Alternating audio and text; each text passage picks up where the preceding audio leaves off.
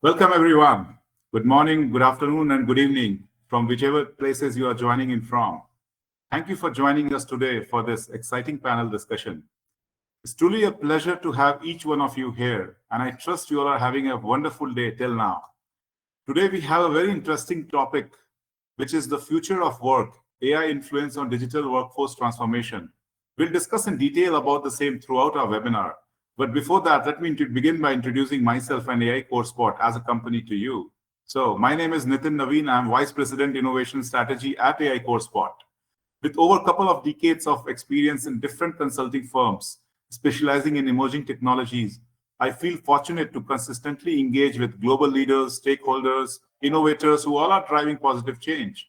Joining me today, I have Arvind, and in the back end, we have Naveen, who will infuse energy into this event. So a big applause for their dedication in making efforts to make this gathering a great one. Some facts about AI CoreSpot, which I just wanted to bring forward in this forum to all of you. It was founded close to 4 years now, and it's meant to be a source for inspiration in the tech landscape. We focus on different emerging technologies such as AI, ML, robotics, IoT, and so on. Our webinars serve as a platform to share the latest advancements in these fields, providing fresh insights every month. We aim to be the leading AI-driven community worldwide, fostering collaboration and growth amongst like-minded individuals.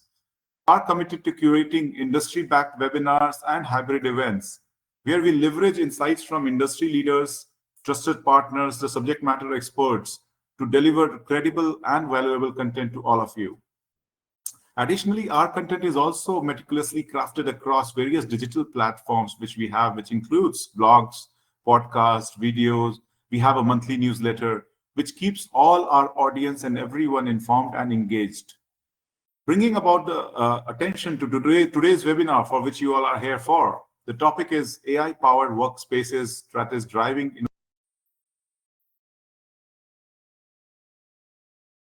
innovation and efficiency. So gear yourself for an enlightening discussion on AI in workforce transformation, enhancing productivity and efficiency, upskilling, reskilling, future outlook, and much more, which is creating excitement within the scope of all industry.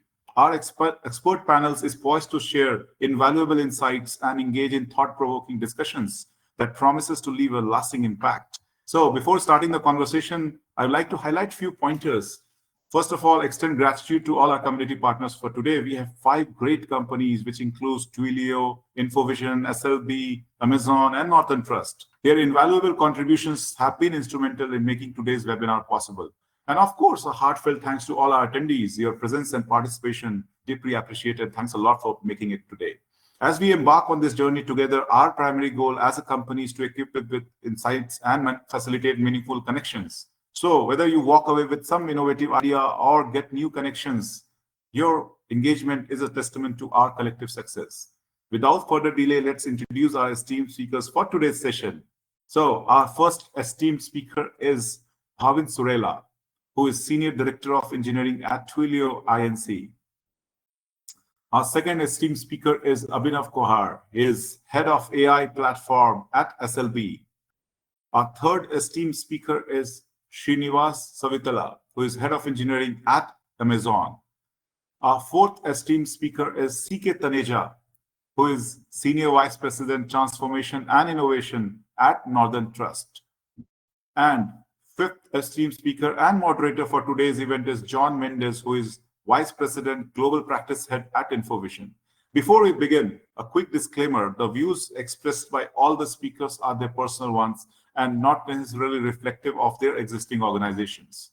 So let me hand over the stage to John to begin this exciting panel discussion. Over to you, John. Perfect. Good morning and good evening, everyone. And thank you so much, Nitin, and a very good morning to our esteemed panelists who joined us today as well. So we've got a great topic for our discussion today: the future of work, AI's influence on digital workforce transformation, and an extraordinary lineup of experts and fellow innovators. Like Nitin was mentioning, we have Srinivas Savitala, a hands-on executive leader who's been with the industry for over 24 years, a strong track record defining strategy, leading teams, bringing innovative products to market, managing enterprise and consumer products at companies like Microsoft and Amazon. We have CK Taneja, a transformational leader, an executive coach with over 2 decades of experience driving digital agile transformation across various industries, including finance, healthcare, technology, very well known for his strategic foresight and operational excellence and his human-centered change. Abhinav Kohar,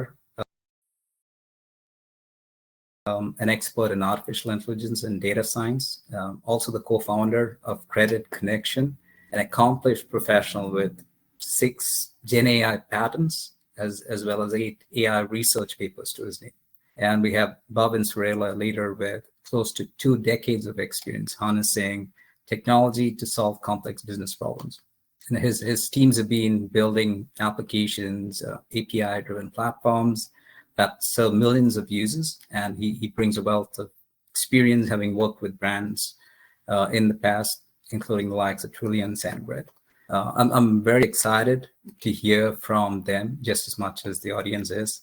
And we're going to get started off in just a minute as we speak about everything from developments in artificial intelligence, machine learning, some of the other emerging tech that's transforming businesses, industries today, the advancements in GPU architectures and technologies that's catalyzed AI adoption, some of the AI trends that are reshaping the workforce today across different industries, how these are impacting traditional job roles, some of the new skill requirements, human AI collaboration, some of the essential skills for the AI era, ethical, social implications of AI in the workspace, the evolving workforce dynamics, and a lot more, and all of that in just a minute.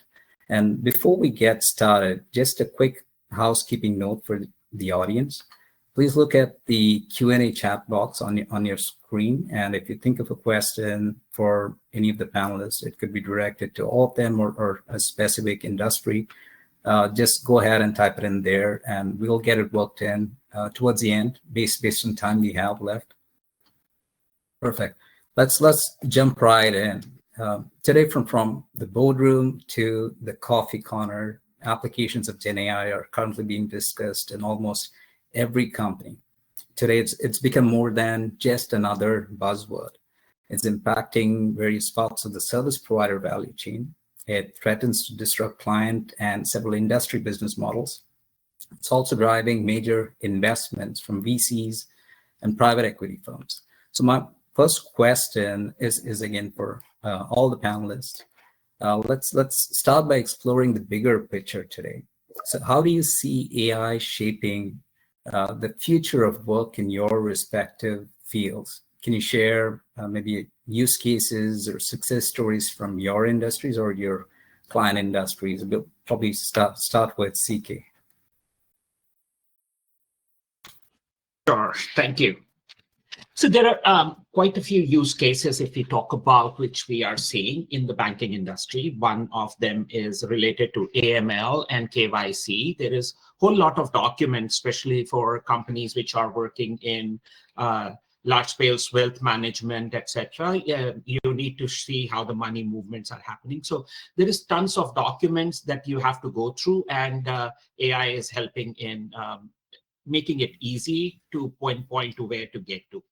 Other is the complaint management, like you get a complaint that in 2000 something went wrong. Now, the regulations in that space in 2000 could have been very different. The person that could have been different. The communications could be in various different forms. AI helps us to put all of that information together and do it much faster rather than analysts going through each one of them and reviewing every document and come back. So those are few, and there are many more we can go through later. Perfect. Thank you, CK. Srinivas, what have you been seeing in your experience with your clients and your industry? Yeah, thanks, John. I think, again, I represent Amazon, predominantly worked in the retail space. I think retail is one of the spaces where AI is taking a giant leap forward, right? So right from knowing the customer's shopping history, recommending the products they want to purchase, right? So, and what are the items I need to keep in stock, right, to accelerate the product delivery to the customer, right? So, I mean, there are plethora of use cases. I think where I've been involved was predominantly on the 3P seller side. Again, in the last 3 years, we innovated and made our operations team life easy. Especially like, I owned a product called Amazon Seller Forums, where this is the product where sellers will come in and ask questions, trying to get the help from Amazonians and all that, right? So I think one of the use case very recently we solved was, how do I respond? Every day there are tens of thousands of posts. Do I need to respond to everything, right? Or should I increase my workforce to respond to these queries? I think that is one of the simplest use case we found out where, hey, you know what, let AI tackle this for us. What is the critical thing that we need to respond? What is the time sensitive, right? So something simple like that increase the significant operational efficiencies, right? So, I mean, just naming one recent development, but I think as simple as that, right? I think there's no limit these days where you can use AI as such. Amazing. Abhinav, what have you been seeing in your industry? And again, what one of the biggest players in the specific industry, and having worked on extensively in this space, right? Been on POCs, POVs, rapid prototyping, all of that. So what have you been seeing in this space? Thank you for that question. So in our industry, we are basically pioneering human AI collaboration in ways that are transforming how we deliver energy solutions globally. I can share a couple of examples on this. First one is related to drilling operations. So our AI-assisted drilling platform will analyze like real-time data from thousands of sensors and process this information, which is not possible for any human to tackle alone. Human drilling engineers still remain at the core of our operations, using AI insights to make critical decisions. One example in this space is when drilling through, say, complex formations, AI can predict potential issues hours in advance, but the final decision on the course correction will always rely on our experienced engineers. Another example I can share is reservoir characterization. We have implemented AI models that can process huge amounts of seismic data, well log data. Our geologists and petrophysicists use these AI insights to enhance their interpretations, and basically it helps them focus on higher value analysis and decision making. Last example I can give is maybe field service operations. AI solutions are helping us power predictive maintenance systems, prioritizing which equipment needs maintenance. Mobile AI assistants provide real-time guidance during complex procedures, and this leads to reduced downtime and improved safety. So these are some examples of how we are utilizing it today. And in fact, when it comes to predictive maintenance, we've had discussions with some of the companies in the manufacturing space, and how downtime could even lead to sometimes having to send people back during their shift hours because, machinery was down. And that's one of the critical use cases, especially in manufacturing, the oil and gas industry. Thank you. And Bhavin, what have you been seeing in your industry when it comes to some of these initiatives? Yeah, so very similar, but also very different. So Twilio has, or in general, I've been in marketing application segment and communication segment. So we've seen a lot of that KYC, KYT type of management, where it is now greatly enhanced through AI. It has been a very cumbersome process with a lot of people actually looking at a lot of these documents, trying to ensure the compliance is met through, which is now hugely expedited and very, very productive and efficient. On top of that, like fraud protection is a big piece of communication. There's a lot of fraud happening on the communication sector. So leveraging those AI elements to then help detect fraud, deter fraud, I think that has been a big element out of that. And apart from that, we have a lot of marketing use cases and things like that. So content generation and planning out which audiences or to reach on which particular time or which particular communication channel, being predictive about that and generating a greater return on the marketing use cases have been a huge play for us recently as well. And on top of that, we also serve developers, right? So that is another big area where we are trying to make it easy for developers use our services by providing them tools specifically around how to get integrated with our AI technology very quickly. And these are the main things that I've been seeing here. Perfect. And marketing is definitely one of the areas which has evolved so much with the advent of AI from your SEOs, SEMs to your demand gen strategies to reaching people the right time. And there's so much of automation, and how do you stand out? How do you customize that and personalize it as well, right? So amazing. Absolutely. And thank you, team, for sharing those insights. The next question for CK, and in fact, as a leader who's been in the industry for over 20 years, and I know when we spoke, you mentioned about the 17 plus startups that you've been associated with across finance, healthcare, technology, and again, some of which have been listed on NASDAQ and ones that got acquired by Fortune companies as well.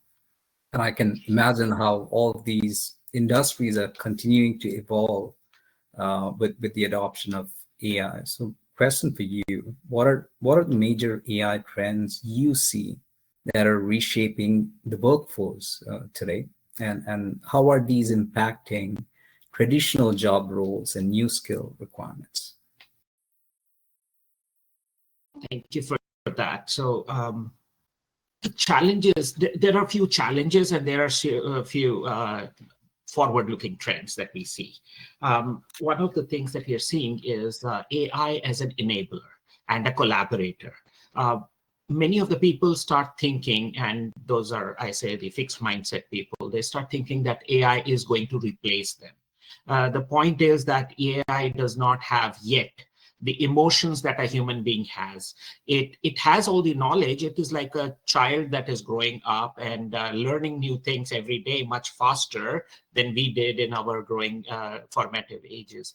But AI is actually a collaborator. It is going to help you become better in your job. So what we are seeing is that organizations are starting to bridge the capability gaps or fasten the learning process in the organization by bringing in AI to help. And it is also bringing all the knowledge together. So if I have distributed salespeople or relationship managers across 50 different countries, learning from one gets passed to another person immediately, kind of using the AI, because as they give the feedback that this is how a customer behaved, we get to learn in America, sitting from China person or an Australia person, that how this thing happened.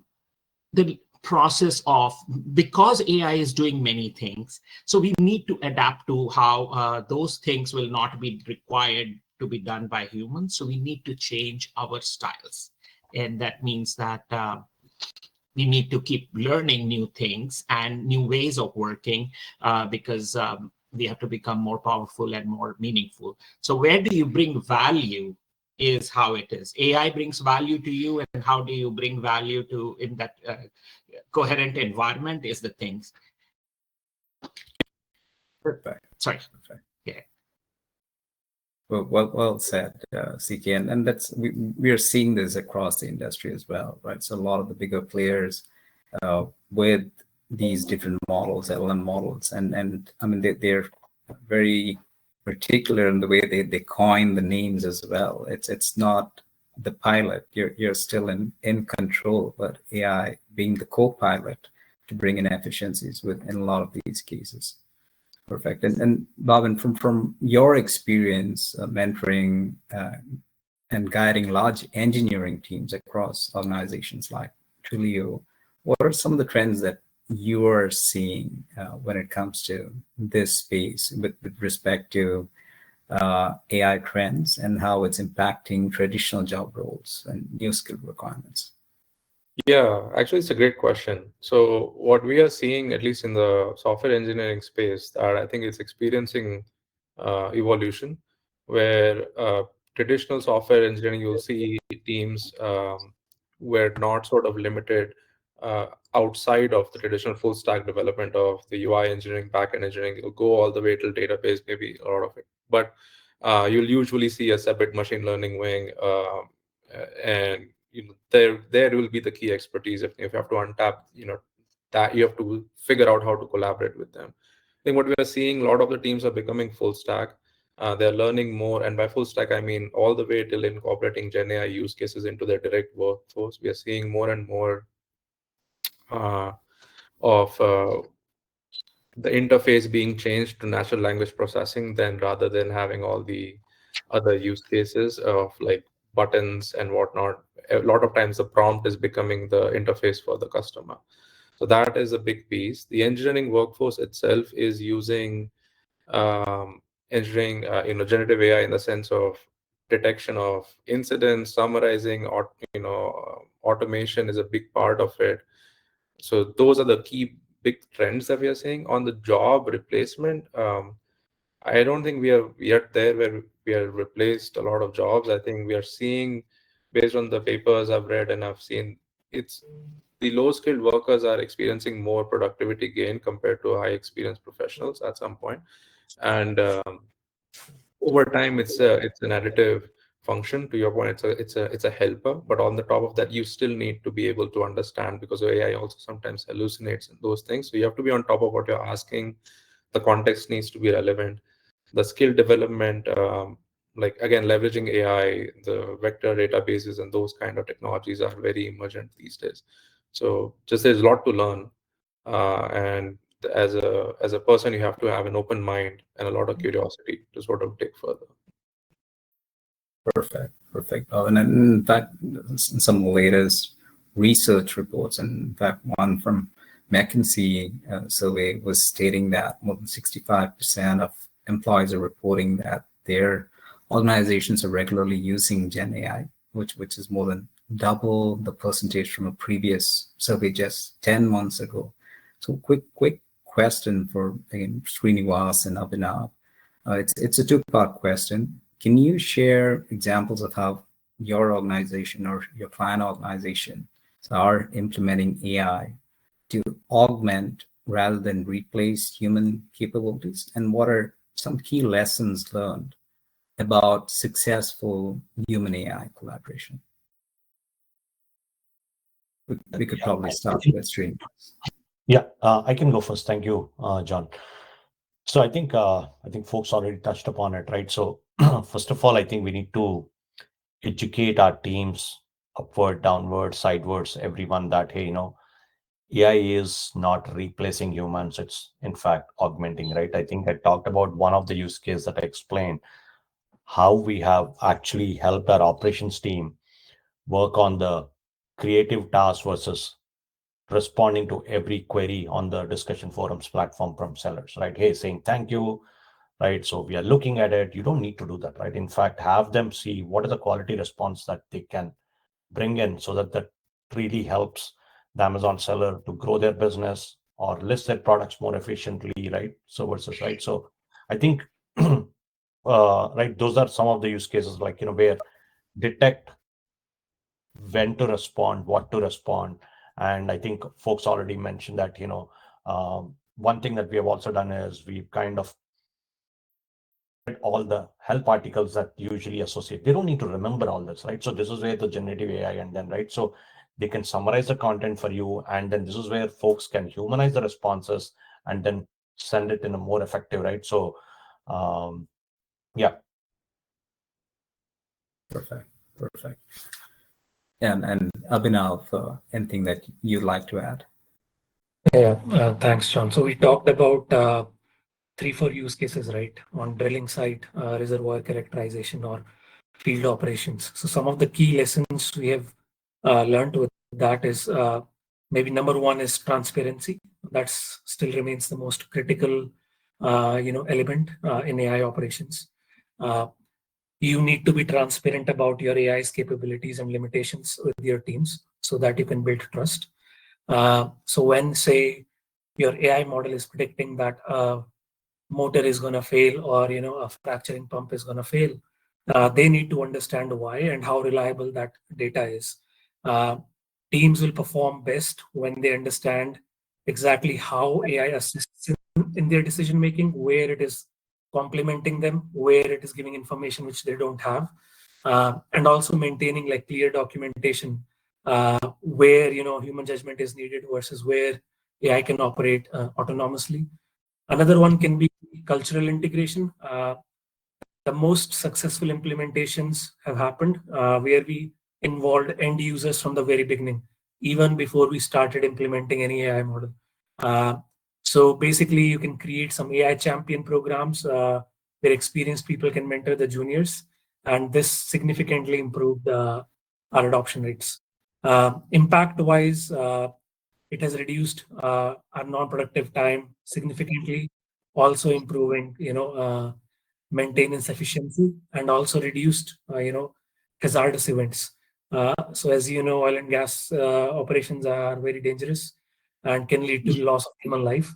So basically, we have improved a lot on that thanks to our AI operations. Perfect. Thank you so much, Abhinav. And today, companies like NVIDIA, your Intel, Qualcomm's, your ARM or GraphCore, all of them have played a very significant role in accelerating the adoption of emerging tech, and along with other players like your hyperscalers, your AWS, your Azure, your GCPs. We spoke about some of the use cases across industries, from oil and gas, retail, marketing. We touched on a little bit in the banking space as well, right? From personalized product recommendations, inventory management, optimization, your SDLC acceleration, your GitHub copilots or tools for release notes, and all of that. So there are numerous, innumerable applications of GenAI, and it's simply amazing seeing the advancement in the space. And in fact, it's projected that by 2030, AI potentially has the upside of increasing productivity more than fourfold, right? So, and I'd like to quickly just touch on that piece very quickly on AI's role in enhancing productivity and efficiency. And quick query for Bhavin, having worked with Twilio, SendGrid, and some of the other brands in building applications, APIs, platforms, there are certainly millions of users today. How do you build teams that effectively leverage AI to boost productivity, and what skills are crucial for adapting to these changes? Yeah, that's a good question. I think the answer for that 5 years ago would be different, right? Where we would have, like I said earlier, that we would have specific dedicated AI ML groups and they use it. We still have them today. Don't get me wrong. I think there is this center of excellence always there. But generally speaking, I think it starts from the top, right? As a team leader or as an organization, you have to define what is your stance on the AI. How do you want to use it? What are the AI goals that we want to achieve? And I also mean that the organizations actually don't need to use AI as a hammer, right? There are a lot of problems that you don't need to use all the time AI for all of these things, but there are a lot of good problems that now can obviously be very well solved with the Gen AI introduction. So from that perspective, I think defining the AI goals, identifying the skill set, up-leveling the engineering team if you have one, right, on just the concepts, the how to use AI, how do you actually get a model, pick a model, fine-tune it, what does it mean to actually create a model from scratch, what is the right model to choose. I think those are the right things that you can empower a lot of engineers to work on. And on top of that, to show them how it works, right? So for example, there are a lot of tools. We use this tool for our incident management, which now nicely summarizes where the problems are in the entire stack of the infrastructure. It quickly pinpoints what the problems, checks the historical backlog and figures out maybe this is a relative problem. So it's a very simple example how the productivity is increased, which helps the companies recover the services faster, and you end up having with a better customer experience at the end of the day, which I think took longer. I've personally used it for brainstorming and just learning so much about it, right? If I don't understand a piece of code, I can actually look at it and like it'll explain me in like in layman terms, right? So those are kind of the things which I think it gives a lot of empowerment. I still believe as a leader, if you coach your team to become curious, ask the right questions, give them the right tools and freedoms, I think you automatically will have a more productive environment and therefore the more productive team. Perfect. In fact, when I was speaking with CK as well, so he was mentioning about some of the interesting use cases in this space, utilizing NLP in fact, and especially for document processing. CK, would you mind sharing with the audience how NLP is being used to extract critical information from unstructured data to streamline workflows and for decision making in this space? Sure. If we talk about a complex use case, which I was initially gave reference to, say there is a complaint from an investor that I was not treated right, or I requested for making an investment into, did I freeze?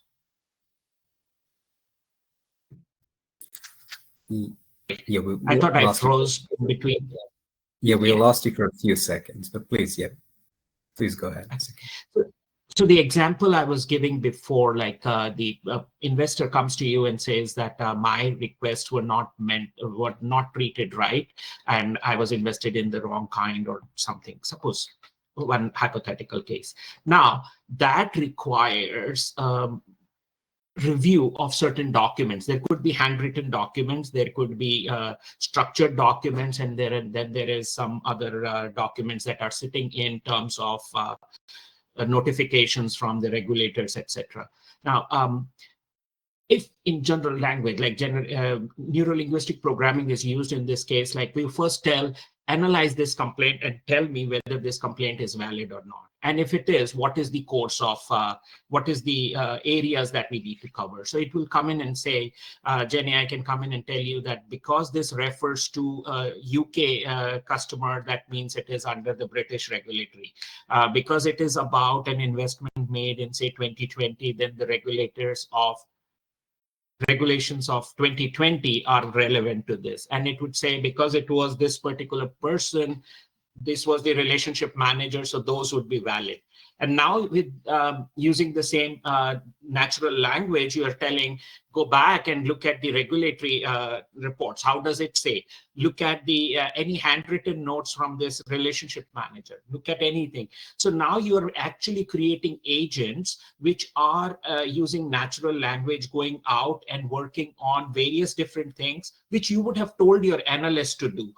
Only thing is that analyst would have taken about 50 to 60 days to go through these documents, come to you, and then you would have so many documents to put it together. Here, multiple agents using natural language have worked this thing quickly, and within about 5 to 10 minutes, you have all this information compiled together in front of you with the references that this is the reference and this is how the citation and this is how it is, whether I think this is valid or not. And then as a human, I can go in and look at it and say whether what actions should be taken. Do I want to make the customer happy and I decide, yes, I will reimburse you for something, or I don't think that this was a valid thing and this is like an acceptance of my mistake as a bank or somebody, whichever kind of business it is, right? So if you look at it, the natural language working becomes so easy. So I do not have to be a sophisticated programmer who has to go in and code rules, but I can still give guidance that only stay within the regulatory documents that were in our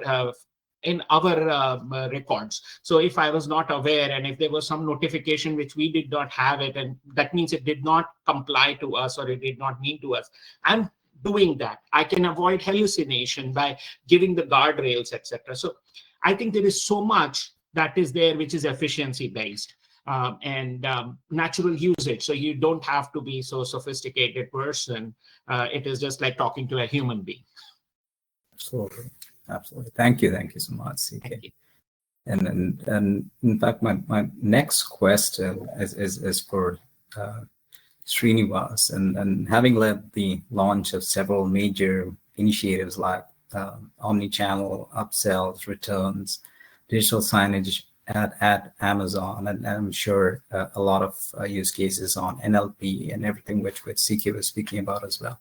So in your current role, you're leading the engineering teams at Cooper, one of Amazon's teams that's in the forefront of innovation, deploying thousands of satellites, low Earth orbit, linked to global networks, improving broadband connectivity. Did we lose Srinivas? Yeah, no, I'm here. Maybe I just lost for a few seconds. Yeah. Sure. Yeah. So in your opinion, Srinivas, what approaches can organizations take to balance AI integration with human roles to maximize both productivity and innovation? It's a great question, right? I think the first and foremost thing that I would think is the strategic role allocation. What I mean here is, I mean, it's both a top-down and a bottoms-up, right? Organizations should clearly assess what are the tasks that are best suited for AI and humans, right? I think it needs to be looked at very carefully, right? So leverage humans for very creative writing a code strategy documents, right? Quality requirements, right? I mean, we are not in a stage where AI can do all that for us, right? So, I mean, given a task, it can tell you the best way to do it, right? But I think that is where leverage humans for creative tasks, right? So I think that clear segregation and strategy is a very key, right? So I think what we've done in Amazon is like every organization within Amazon, not just my teams, right? Very clear. I think organizations are hunger for what are the use cases, right? I think it cannot be solved by the CXO layer alone, right? That needs to be percolated down, right? What we do is in the yearly planning documents to multiple strategy docs, AI has taken a center stage. Hey, come up with all the use cases, right? That's the push that we are having. I'm sure most of the folks here can resonate that, right? I think that is the huge collection that organizations want to see. After that, do a feasibility analysis, right? Technically feasible doesn't mean that you go ahead and implement, right? There are technically feasible, but what are the outcomes it is driving, right? What is the ROI?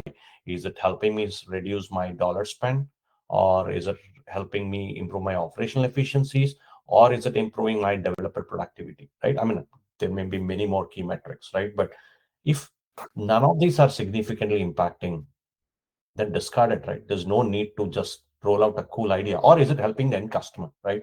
To, for example, helping me discover products quickly, right? So rather than me going and searching, right? If none of these are, the factors, then you should discard, right? I think that is exercises that we actively do in my teams and much broader teams at Amazon too. And I'm sure folks can again resonate on this. And a few other things are create the foster culture, create the culture of innovation, right? Incentivize it, right? I think for coming up with ideas and make it cross-functional. It's not just an engineer job alone, right? To come up with these ideas, right? I think we did I'm sure everybody does hackathons, but our hackathons also included product operations folks too, right? It's not just for engineers. The excitement I saw from a non-tech audience was amazing, right? They felt very included, right? So in the process, and they were the ones who articulated the use cases and worked closely with engineers. They didn't know AI, but I think in the span of the 2-3 days, they themselves were so empowered to talk about to the broader audience and all that. I think that is where look for this hackathons beyond just with engineers, right? Include everyone, right? I think that is one of the key learning, at least that, I had. And also, right, from a ethical frameworks, define the ethical framework depending on the organization. What is that, where we can use AI, where we should not use AI, right? For multiple reasons, right? From security, regulatory compliances based on the businesses that we are driving. Right. So, and measure the holistic impact. I don't think many organizations may have this scientific way to determine. For example, I'm including a personal recommendations, but what is that helping, right? So there are some algorithms that we need to design. Okay, if I'm adding a feature, it is helping me generating X dollar per hour, X dollar per month, or right, improving productivity. You need to have that measurable systems that will tell you. That is where the organizations can take a very informed decisions, right? So yeah, these are some things. Thank you, Srinivas. And that I can definitely correlate to how your team is going about this and the whole process, the framework, everything that's in place as well. In fact, even our innovation teams, when they started off, they've created this ideation center of excellence, where they're building accelerators, frameworks, and some of these have evolved over time, driven by client needs, and some of it have gone on to become products in itself and become separate product entities as well. So definitely can correlate to it. So I came across some very interesting stats from the World Economic Forum, right? So and especially with a lot of discussion around AI's role and how the whole job market scales, everything's going to be changing, and where they predict that new technologies are going to disrupt maybe 85 million jobs globally between 2020 and 2025. But at the same time, they're going to create 97 million new jobs roles, right? And we are seeing that a lot of companies, right from your Microsofts, they're committing to training and certifying like 10 million people in digital skills by 25. IBM recently said that 30 million individuals by 2030. SAP is speaking about millions of workers being upskilled. Google announced like 130 million in funding to support AI training and skills. And so which well, we're on the topic, and this is probably a question that the audience would likely have as well. So question for all the speakers, and as AI reshapes work, which skills are essential, and how are companies preparing their workforce for this whole transformation? And what are you seeing in your company, your client industries? We'll probably start with Abhinav, and we'll go across through. Thank you for the question, John. I think you need to take a strategic approach to prepare your workforce for the AI era. And I can share some perspective on what are the essential skills, how you can prepare. So we can have like a core skills framework where you can have like three main pillars. One is technical AI literacy, making sure your people understand AI fundamentals and what capabilities it can support, data interpretation and analytical thinking. They should understand basic programming concepts and tool proficiency, and they should be able to validate AI outputs and identify when it has a bias versus when it is responding to an adversarial example. The second one is domain expertise enhancement, integration of traditional energy sector knowledge with AI applications, advanced problem solving using AI assisted tools, and digital workflow optimization. And the third one, and I think it's the most important one, is the human-centric skill set, critical thinking and judgment, effective collaboration with the AI systems, adaptability and continuous learning, and communication across technical and non-technical folks. The preparation strategy can be multifaceted. It can be through internal programs, by creating digital academies for your employees, personal learning paths. It can be through external partnerships, collaborating with universities for specialized training, industry partnerships, regular exposure to new trends and applications, what we are doing today. And you might encounter some challenges while doing this, so there might be initial resistance to change, which can be addressed through peer success stories, time management issues solved by modular flexible learning paths, skill application gaps, which can be bridged through mentorship, and basically regular feedback to your teams. And Yeah, we are constantly evolving our approach, developing predictive models for future skill requirements. We are using AI to basically predict what it will replace, creating more immersive learning experiences, and basically expanding our digital learning infrastructure. Thank you, Abhinav. Alvin, would you like to add anything to what? Yeah, I mean, it's a Abhinav? great answer, right? So difficult to add on top of that, but I definitely plus one the data literacy skills, right? I think AI is going to be as only good as your data. So I think the more and more as an organization, and we can prepare our data sets to be clean, to be prepared for the specific use cases that we want to have, either transactional, analytical, whatever they are, so that they can power the right kind of AI at the right time. That will be important. The other thing I think around in this AI, right? Of course, you can learn technical skills and all these AI skills. That is great, but I think as an individual, what is going to stand out is can you then actually collaborate with other humans more and more better at a larger scale, right? So I think yes, you need all the things that Abhinav mentioned, right? To become as an AI educated organization, that is great, but we still need to be able to work together and with other larger. So those skills are going to become more and more important, in my opinion, as a lot of people are going to be able to achieve a lot more with the AI. So more people will need to come together. So collaborative skills, inclusion around working across the globe, to figuring out, how to solve problems together, to be able to communicate effectively, to be able to write simple things effectively and clearly. I think those are the big skills that will come across and will be celebrated. And of course, the leaders, the HR organizations, as well as the leadership role will play a key role, right, in like enabling these people with the training programs like Abhinav suggested, and allowing people to just grow their skill set. But the human touch is always going to be needed. Thank you. Srinivas, anything you'd like to add to it? I think pretty much covered, but really want to double click again on the literacy part again, right? So AI literacy is so important that it's for everyone, right? Again, it's not just for engineers. I think there is a myth that I need to know statistics better. I need to understand all that vectors, algebra. No, right? That's not for everyone.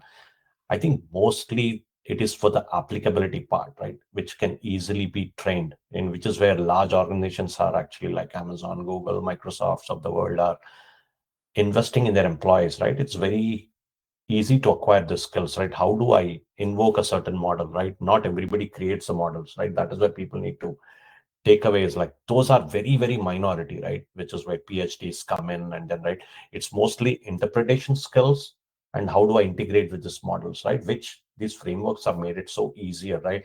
Which is why we could see very tangible outputs in a couple of days hackathon, right? So that is a good segue to see whether I need to move forward or, cut it here, right? So I think that literacy is like actually a cost saving exercise. You cannot have, I cannot hire like hundreds of engineers, this specific engineers to do my job. In fact, train your employees, right? So I think, for example, we have an Amazon machine learning university, right? So tens of thousands of people are already trained.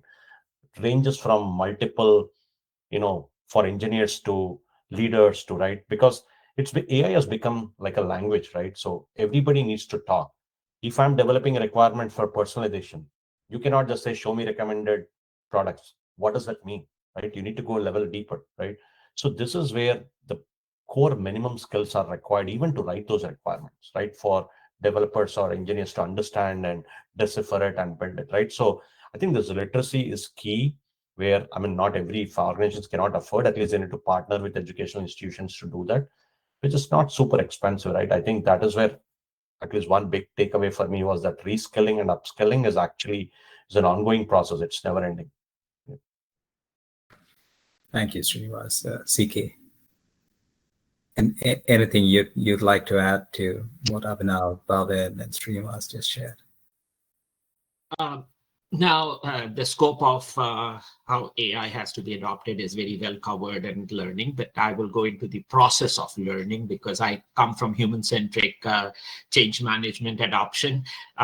I think we have to recognize there are in any organization 5 generations that are there. Each one of them interprets and consumes data differently because their formative years were very different. Each one of them has a different level of trust. So when we go out, start saying that we need to educate, we need to follow the different styles with everybody. So you will find the latest generation, the youngest of the 2 generations, are going to just go in and adapt this very quickly because they understand this is how things work, right? They consume a telephone very differently like we consume. So we always talk with the telephone to our ears, and they are talking to the telephone in front of them, right? You can see that difference very clearly. For them, telephone is an app which they rarely use on the phone. And for us, this is still a telephone and it's not a mobile computing device, even though this has more power than my first computer that I ever had.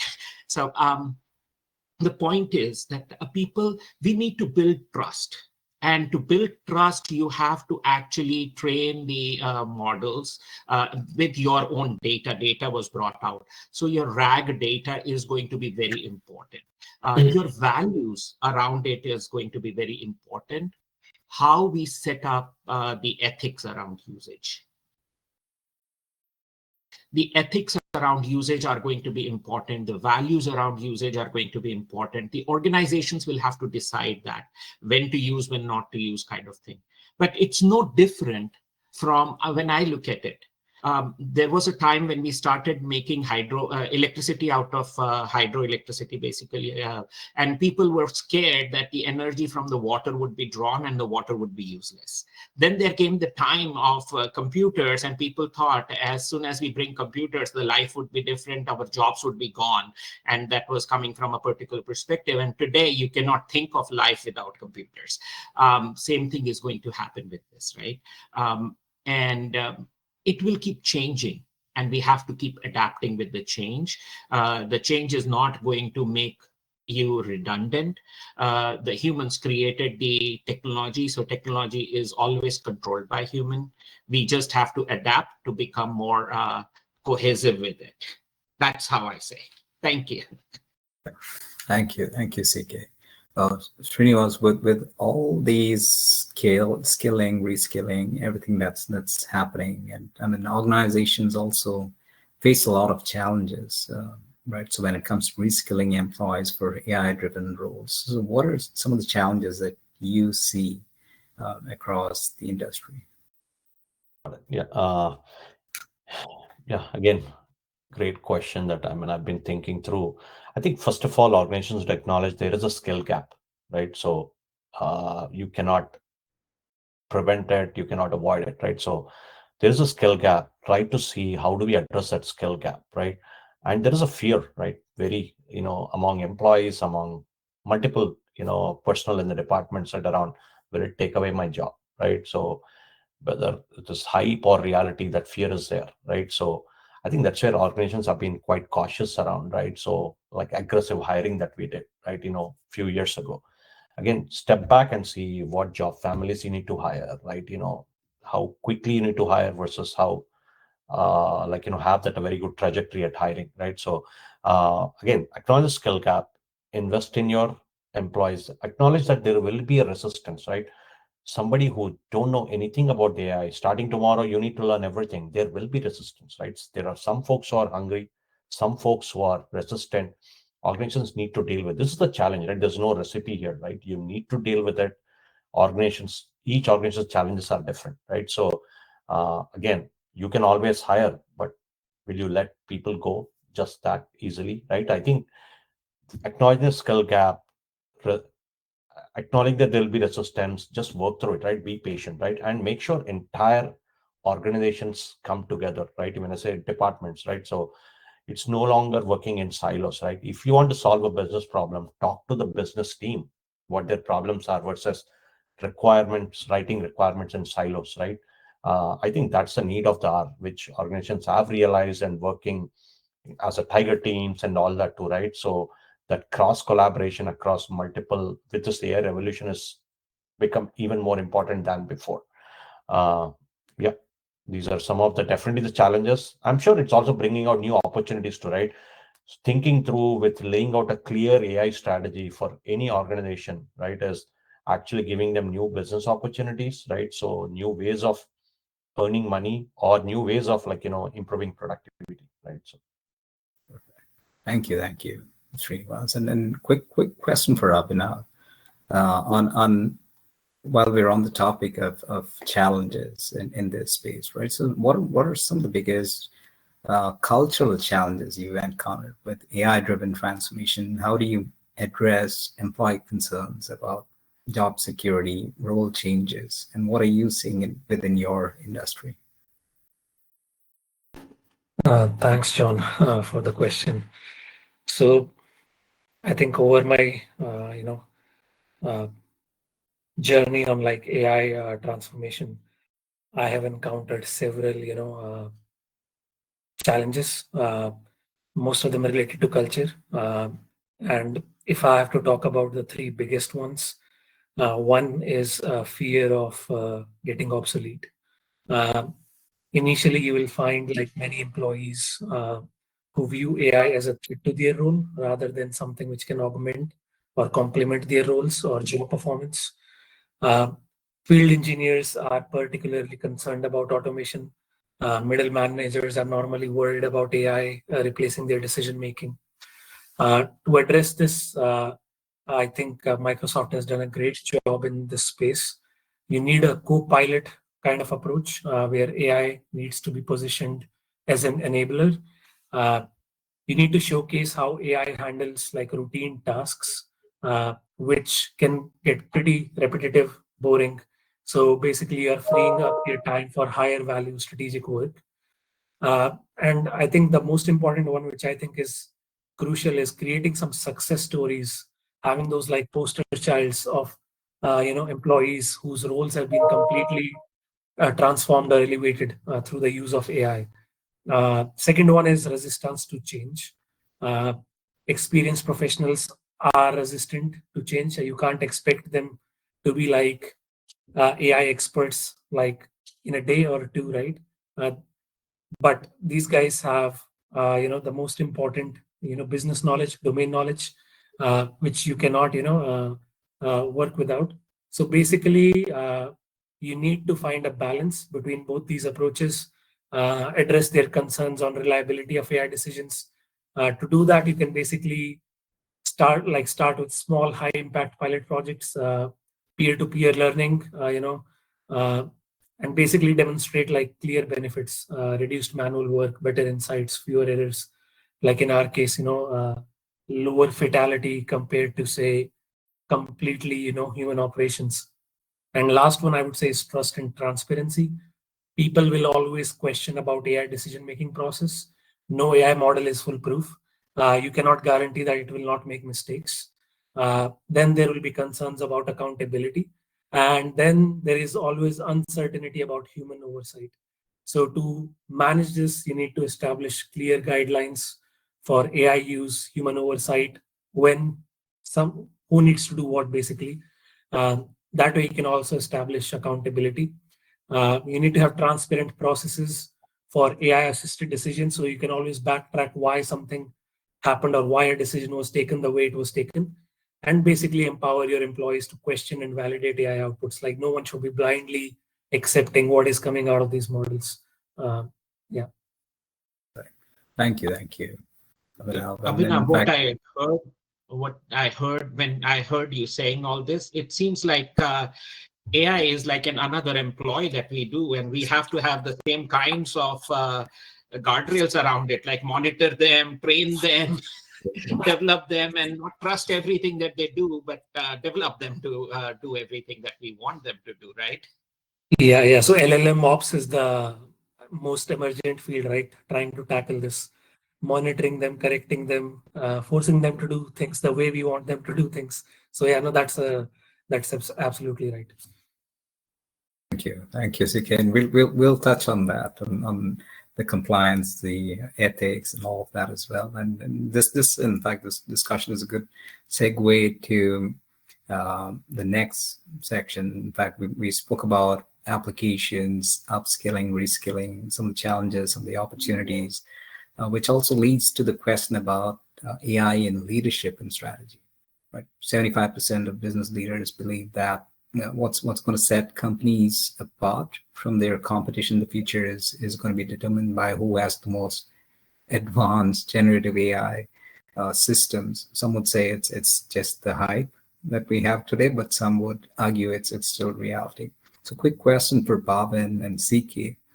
How has AI influenced leadership roles and decision-making processes, and what shifts are you seeing in management and strategic planning today?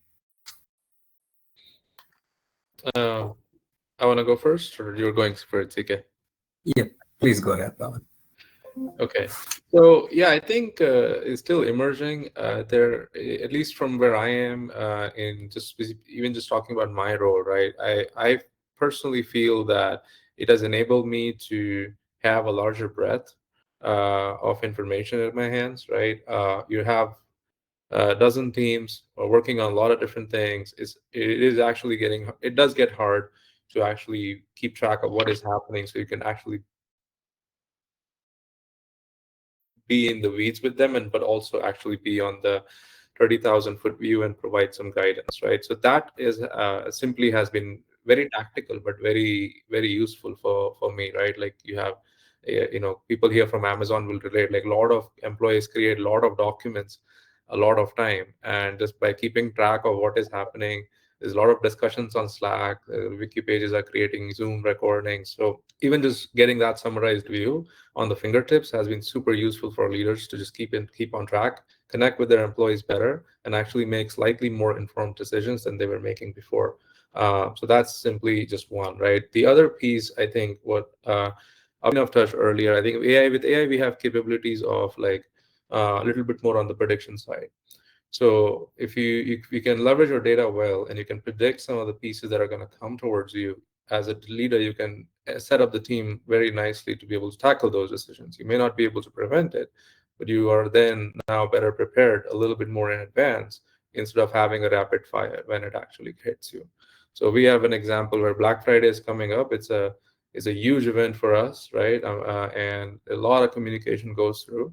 We use that to figure out what is our traffic going to look like at what particular channel at what particular time, to just better prepare our engineers for it. So that's just one very simple example where decisions are used, like data-driven decision making is affecting leadership roles. There's predictive leadership where we are forecasting, and then there's very routine things, right? Like there's automated decision making, right? We talked about some of this where it needs to be augmented, but very simple things like, you get some prompts, you need access to certain tools, you get it done, and you don't have to wait in line for 2 days for somebody to manually approve and get access to some basic tools that you need. So these are very simple things that I think I've seen in my own career as a leader, that was not there before, but is really helping right now.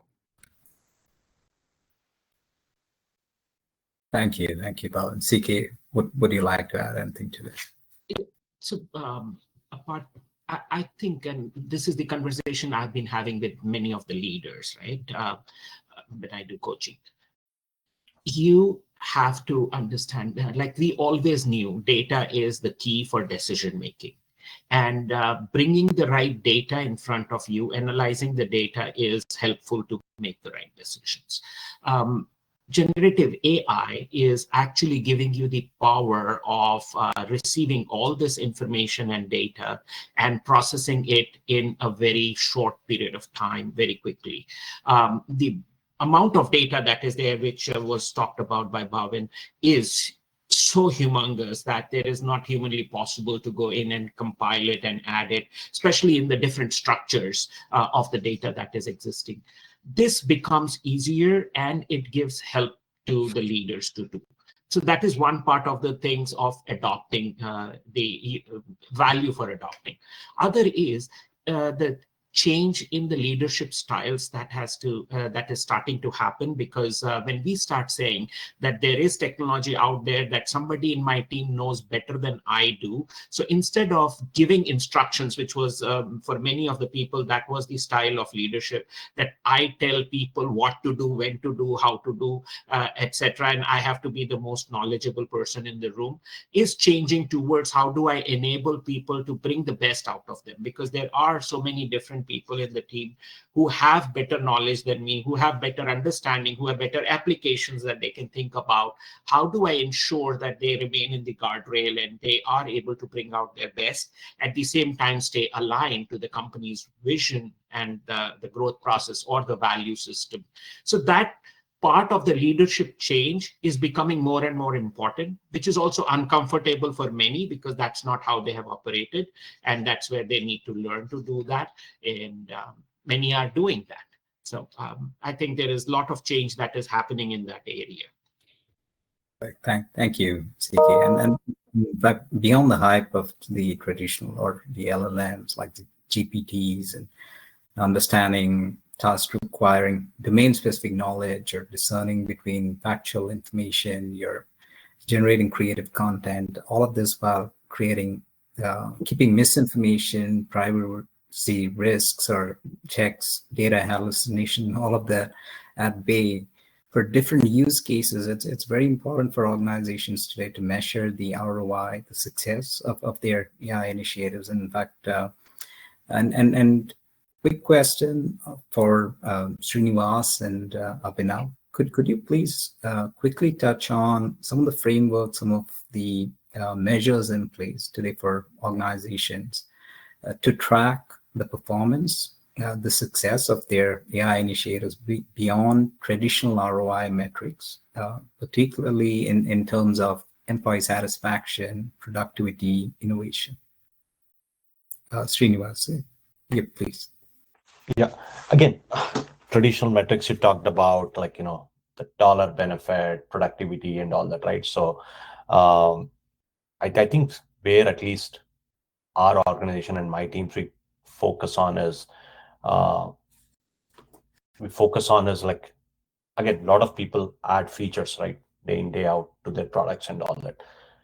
Giving a feature ROI is so important, right? Feature metric, right? Because in Amazon, at least we measure something called downstream impact for everything, right? So again, there's a big algorithm. What does that mean? So that is a measure that we calculate. Again, there are some systems that will calculate us, right? Based on that, we determine, hey, this feature, this is the impact. So let us do it or let us not do it, right? Having that very tailor-made metrics for the organizations will go a long way, right? So that otherwise you go after, you develop for months together, right? You don't know whether it is even really helping out or not, right? So if you don't have metrics beyond this very, very high level efficiency improvement could be very different for very, many different teams within the organization, right? So I think figure out those and define and have a way to quantify them, right? So that is where even leadership can be well informed and take the decisions. Otherwise, they'll be clueless. I'm spending the resources, but I am not seeing the ROI, right? So I think that is a big takeaway for me, and that is what we keep pushing ourselves and our teams, right? Everything that you are asking us to do, clearly document the impact, very quantifiable impact, right? So yeah. Thank you, Srinivas. Abhinav. Yeah, so let me touch upon briefly on a comprehensive framework which can talk beyond traditional ROI metrics. You can divide this into like 4 parts. Number 1 can be operational excellence metrics, where you can measure reduction in non-productive time, improvement in predictive maintenance accuracy, faster decision-making in critical situations, reduction in routine task processing time. Second one is employee impact indicators, looking at employee engagement scores, how they've increased in AI-enabled teams, number of employees who report, feeling more valued after AI automation of routine tasks, how career progression rates have improved to new AI-related roles, and how much time they are spending on strategic versus, say, routine tasks. Third one is innovation and learning metrics. Number of employees, who are leading improvement suggestions. Like suppose earlier you were receiving like 1,000 suggestions, now you're receiving 10,000 new ideas. Increase in cross-functional collaboration, rise in knowledge sharing sessions. And the last one is customer and quality impact. You need to measure, is there any improvement in service delivery accuracy? Have you improved your response times to technical challenges? Enhancing project completion rates, improving customer satisfaction. To do all of this, you basically need to have like a balanced scorecard approach, combine both qualitative and quantitative metrics, have like feedback loops from all stakeholders, and then some success factors which can guide this is basically having like a regular measurement and reporting cycles, transparency, employee involvement in metric definition for different teams, different orgs. So yeah, in my view, successful AI implementation is not about ROI on technology. It's about creating a sustainable value across the entire organizational ecosystem. Perfect. Thank you, Abhinav. But I'd like to switch gears a bit over here, and CK, you touched on this earlier in the conversation, and in fact, recent surveys said that 85% believe that the future of work raises ethical challenges, and only 27% have clear policies, leaders in place to manage them. And so question, as AI becomes integral to workplace processes, how can companies balance the drive for efficiency with ethical responsibilities around privacy, autonomy, fairness, and what frameworks or safeguards could ensure AI's positive impact without eroding trust? So it's a question that we have as leaders, and I've gone through so many industries, as I said, you mentioned in the introduction, and created so many startups. Every time you come up with an innovation, every time you come up with something new, this is a dilemma that we have all the time. How the technology or whatever we are building is going to be used. And it is up to the organization to remember what the values that they were created for. And the other thing that they need to understand is how this information gets stored. So if my data, so talking specifically about AI, when my data gets into the public cloud, and it can be accessed by anybody else, then it becomes valuable for me that because I care for maintaining my customers' information privacy, I need to ensure either somebody who is hosting for me is going to be protecting that information, or I have to bring those guardrails to protect that information. And I think this is no different. Like I gave that thing when Abhinav was talking, like hiring an employee.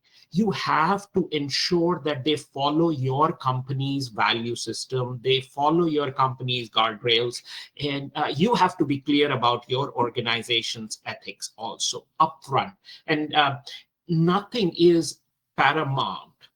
Nothing is more valuable than the trust that you have, because whether you lose the trust of your customers or your controllers, which is your regulators or your stakeholders or your employees, that you can survive, because you need all of them for your survival, growth, and proper.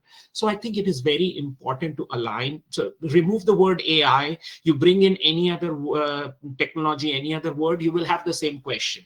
You bring in any smart person into your organization, you have the same person. So I think people try to relate this and think it is very different, and they start thinking that, oh, AI is going to create so many problems. No, just like you bring in a new employee, they are going to make a mistake. Bring in a new employee, you don't know what data they are going to take out and send it to somebody else. You don't know how they're working with your competitor. How are you going to protect yourself, and what is paramount to you, what is valuable to you, is what is going to define how you want to use it. Whether it comes to efficiency basis, whether it comes to customer thing. So if customer satisfaction is most important to me, I will measure customer satisfaction, and I will see any tools or technology that I use. Is it helping my customer? Is it making more comfortable for them, or is it making it difficult for them? And I should make my decisions that way. Just like one of the panelists said, just because there is a technology out there, it's not necessary for you to go and use it. But if it makes a better business sense for you, if it makes more money for your shareholders, if it makes comfortable for your employees to work, if it makes it more efficient and more valuable for your customers to work, please go ahead and use it. Don't just stop because you are scared of something new. Get educated, learn it, use it. Hire the people. There are already certain people who are knowledgeable, who understand how to do this. Bring them in and make the best use of it. Thank you, Sik. I believe we have time for probably just one question from the audience. So again, this is a question for all the speakers. So go as you feel fit. While leaders claim that AI will not replace humans, the reality is that AI is indeed impacting various types of jobs, which is causing frustration, emotional strain for many people. So how would you advise non-technical individuals to prepare for these changes? I know we touched on some of it, but anything that you'd like to add?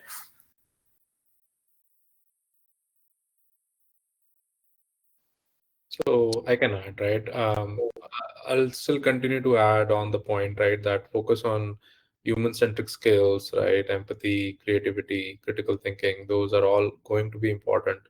Literacy on non-technical folks, I think on the AI and data literacy, basic coding literacy will help. Right now, I understand not everybody is interested or is wanting to do it, but if you can, I think those things can definitely help the non-technical people as well. The other element of that is that if you're working on the routine task of things, try to get out of that and get a little bit more on the problem-solving aspect, right? On what problems are you solving, and not just be stuck on how you're solving the problem. So try to solve that bigger problem by leveraging the technology around you. I think that will definitely help. But yeah, the others have more. Perfect. Yeah, want to add to on top of what Bhavin mentioned is, I think every organization, irrespective of how much money they are making, right? So want to be efficient, right? This is their of efficiency, right? Over the last 2-3 years, we've been seeing, right? After there's layoffs and all that, right? So I think there's a skilling aspect where I, as a employee, whether I'm in operations or a tech, right, where I need to up level my game to be staying more relevant in today's world. Yes, there is a reduced spend, right?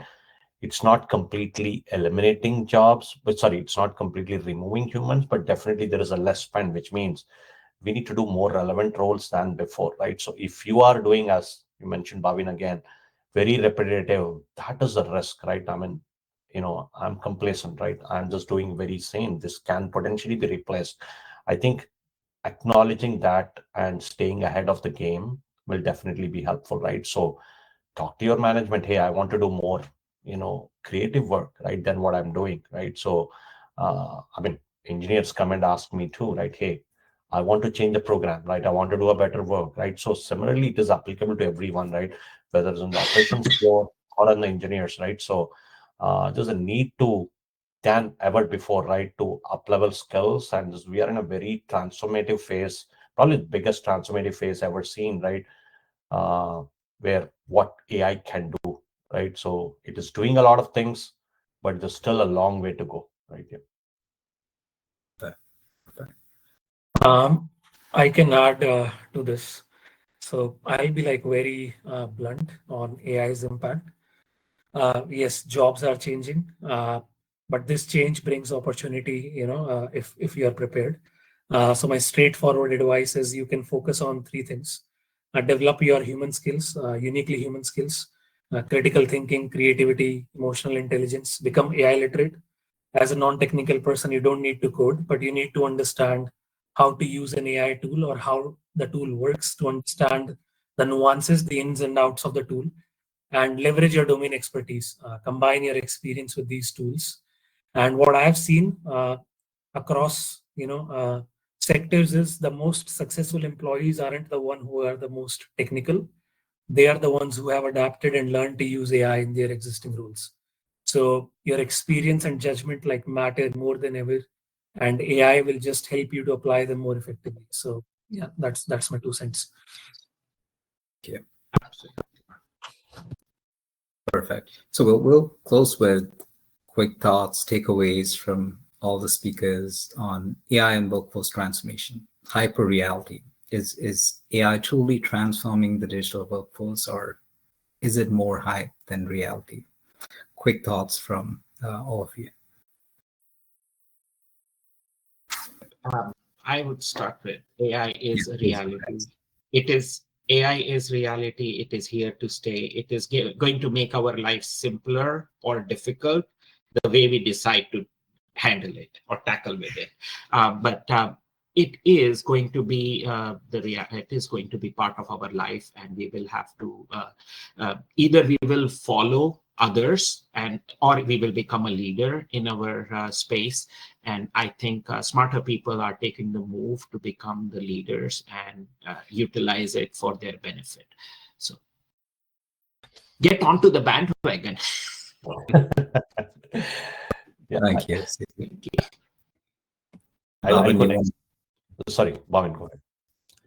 Yeah, I agree. I think you only mentioned, right, it's a very large transformation that you have seen. I personally think, yeah, similarly, it's as big as the internet creation, right? So everything is going to change, in my opinion. It is here to stay as well.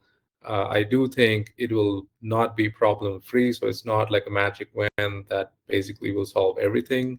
But I think that's a good thing, because then you'll need people to solve those kind of problems. So it's all needed. But yeah, it's absolutely a reality, in my opinion. Yeah, I'll go next. Yes. I think for me, it is both the hype and reality. I mean, it's definitely reality. We are seeing a lot. The hype around AI will do everything possible, right? I think, which is still only time will tell. We are not in a phase where we don't need humans in organizations where machines can code by itself and all that, right? So way forward, right? I think, in my opinion, will not happen for next few decades, at least there, right? So I think we are in a phase where of go big or go home, right? So organizations need to clearly invest time and clearly strategies, and employees just be part of the strategy, right? Don't be on just at the execution part, right? Fearlessly bring out challenges, opportunities, right? Be part of the overall strategy, and again, focus on learning, right? Learning just to stay relevant. Perfect. Abhinav? Yeah. So I would say, is AI truly transforming the digital workforce? Yes, but there are some nuances. What I'm experiencing are 3 concrete realities. There is measurable impact of AI in our day-to-day, operations, whether it is faster decision making, reduction in diagnostic time, more time for innovation versus say routine tasks. A second one is role evolution, not replacement. So I'll talk about one role, say geologists. They are analyzing 3 times more seismic data than ever before. So it's augmenting them, not replacing them. That's a role which is completely say removed from AI, and it is helping them by leaps and bounds. Field operators have become digital first problem solvers, and engineers are focusing on strategic decisions while AI handles routine calculations. So meeting summaries or whatever, right? Very simple tasks, or answering support questions on your product. And the third one is human advantage. AI is augmenting your entire skill set. I think Bhavin touched upon it. He can have a broader, view of his organization, knowledge, everything, and take better informed decisions. Critical thinking and domain knowledge remain essential, and I would say even more important than before. And the most successful outcome comes from human AI collaboration. So it's not hype, it's a business reality. And the success depends upon implementing it thoughtfully, keeping humans at the center, and organizations which are taking this approach are already gaining like significant competitive advantages.